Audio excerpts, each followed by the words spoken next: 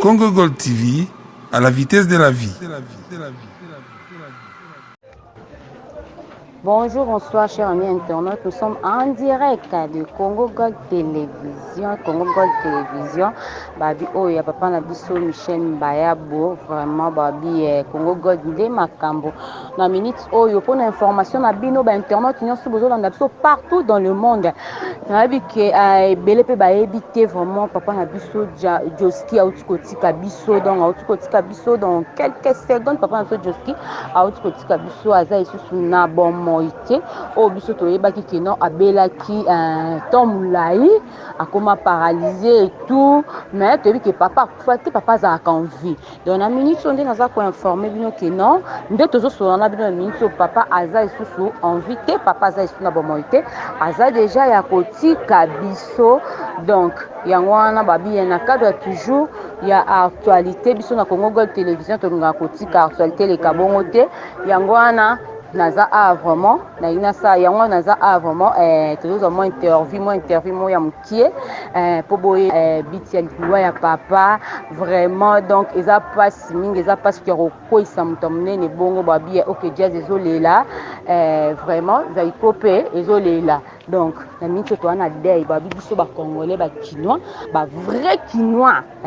ba kinois ba kinoise nyonso to ana dei na minute tozolela papa na biso auti kotika biso naza na moko ya bandeko baza awa to mekana ko sala juste ba interview to na tunandeza la kaka mbote ndeko mbote ba est-ce que vous avez informé que papa na biso Joski auti kotika biso asa sont invité na yoki yango kaka lelo alisinga que notre père Joski Kembokuta asa suna bomoité vraiment OK merci mais oyebai papa Joski nayebaki toza parmi bato pe tovandaki nde mwa moke na quartier sirka na yolo wana na bakote ya baveni njilu tozalaki temps mpena ya komona vie nde vie avandaki na bata na ye ya kobrile na makambo nyonso apasaki nano na domaine ya musique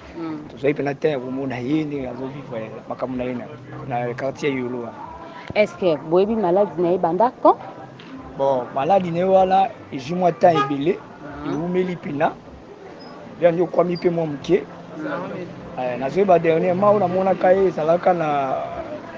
jeudi ezalaka na bana oke ve lutumba atiaka chaque jeudi moko na aveni kamina dernier jour mo namonaka ye wana oyo suka oyo namona ye autaka mpe voyage po to bayaka boye azotambola na mwa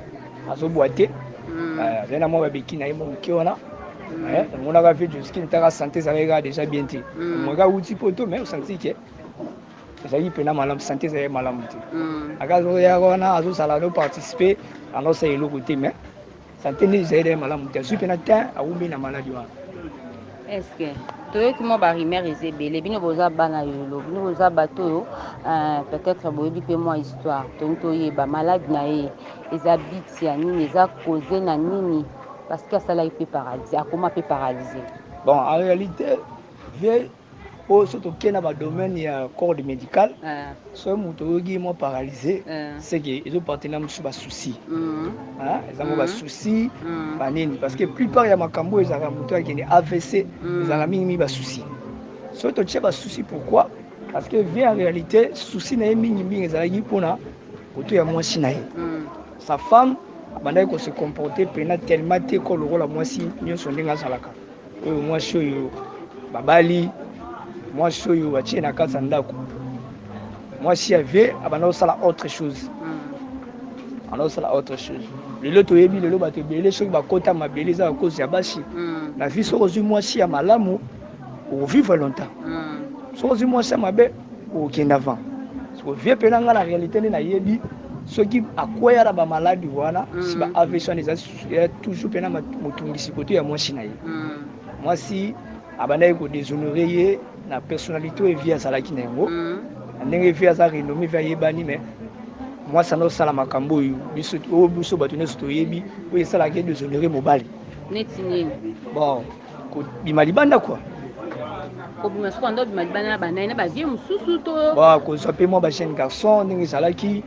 mabima na bajeune garçon vie banda koyoka ve banda koyoka makambo wana banda koyoka ebaki makambo wana ça eza ba parmi ba biloko oyo ekoki pe omema ye lelo vie lelo azala susu te osoki makambo wana ta mosu vie yanga azala na ye po aza vie moko bon tovandene na quartier avie moko très bon apesaka bango te amona bino bosali bana na nga boye na boye na boye mais eloko esaliki ve parmi babiloko esaliki ebela mosu kote ba avc eza basusi eza basusi nde omoni yango esaliki ya mwasi basusi ya mwasi yango nde esali ye penaki ve akoma ntina beta wana parce que alingai mwasi ne mingi kaka moto olingi mingi me moto wana azo décevoir yo mwasi eza oyo mama bana na ye azali na bana combien bon ve azali na mwa bana so na bosani bon bakombo mpe kokimanga c'est moi temps molai mais nombre des enfants mais akozala po place azalaki wana na vendi namoni na mosu na 3 de moi 3 enfants po azali na mwasi na ye wana alobifana na ye wana so mwasi oyo andosa makambo wana ka mama bana wana mama bana na ye bazali na ye o bazali na ye.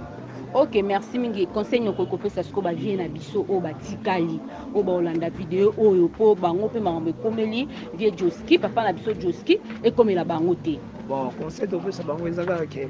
la vie so eza na domaine ya choix fait ba kosala choix malamu. Et ba choix malamu pe la vie nde za boy so kata likambo omoni yango eza ya ndenge nini ochana ba société. So omoni ke likambo ezo simba te. Otiki oleke kende emema oti na bita wana so eloba biso mo loboko moko ezotungisa basakani kate yango conseil na kopesaka na bavie baartiste batutu kaka oyo batikali sur le domaine nyonso oyo eyebani na batutu bayebani sur na plein terre ke soki omona eloko moko ezoderange yo ezomi rendre yo mauvais tinaki alesi esengeli kaka otika conseil na kopesaka yango. Ok, merci Mingi. Merci beaucoup à chers amis internautes partout dans le monde. Oh, nous sommes aquí branchés pour na kolanda biso vraiment balobi micro vert des alara biso zara soke veneme salamika sur place wana to bimara toujours sur le terrain ko luka deni to ko vraiment ba information de bon monde to vraiment information à source par rapport à loi ya vie bon to éviter za pasi ya perdre mutu munene onga na loba vraiment ba mususu akwei donc c'était moi munene lisusu utiko kwea biso kaka boye il faut toyoka na attaque non via zana ya za malgré que moi santé moi mobulu moi koko somme via za en vie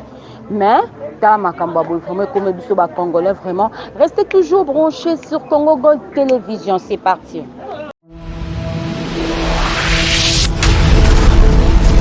Congo Gold TV, à la vitesse de la vie. Abonnez-vous sur Congo Gold TV et n'oubliez surtout pas de cocher la sonnette quand vous vous abonnez pour recevoir des notifications de chaque mise en ligne des nouvelles vidéos.